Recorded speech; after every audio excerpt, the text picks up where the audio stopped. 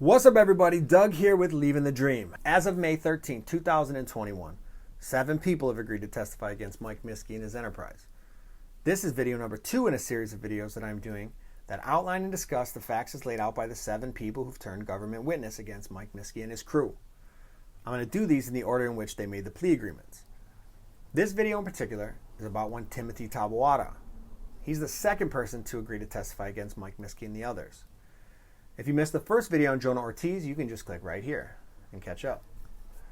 I also just want to say mahalo to Ian Lynn for his article, which I used as the source of my information for this video. The link to that article can be found in the description below so that you can read it for yourself. Let's get into it.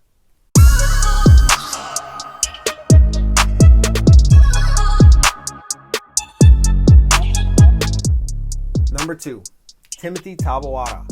He's facing drug trafficking charges for his role in the Mike Miske enterprise. Taboada admitted to taking part in the 2016 armed robbery of a game room in Mapuna.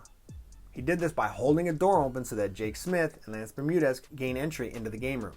In his plea agreement, Taboada admitted to conspiring with Catherine Zapata, Hunter Wilson, Jake Smith, Lance Bermudez, and other people to distribute crystal meth across the islands. Taboada admitted that he bought the crystal methamphetamine in pound quantities from Smith and Wilson, which he then sold to buyers across Oahu.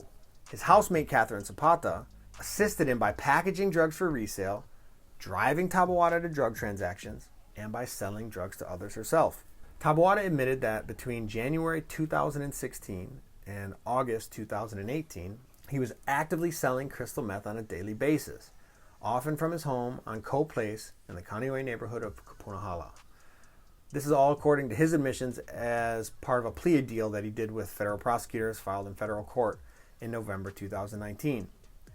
Taboada claims that 2 of his main drug suppliers were Hunter Wilson and Jacob Smith. Both of those guys allegedly part of this racketeering and drug conspiracy that operated under the cover of a network of seemingly legitimate businesses owned and or operated by Mike J. Miske Jr. Taboada admits that he and others in the organization operated under the protection of Mike Miske, and that's why this is being charged with racketeering.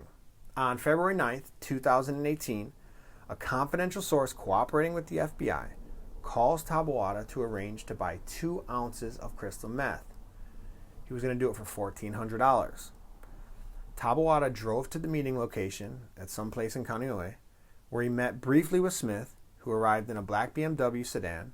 After leaving Smith's car, he gets into the buyer's car, delivered a plastic Ziploc bag containing the drugs, and then collected the money, which had been supplied to the buyer by FBI agents before the meeting. On May 4th, 2018, Taboada received the call from Hunter Wilson and agreed to deliver to him 2 pounds of meth for further resale.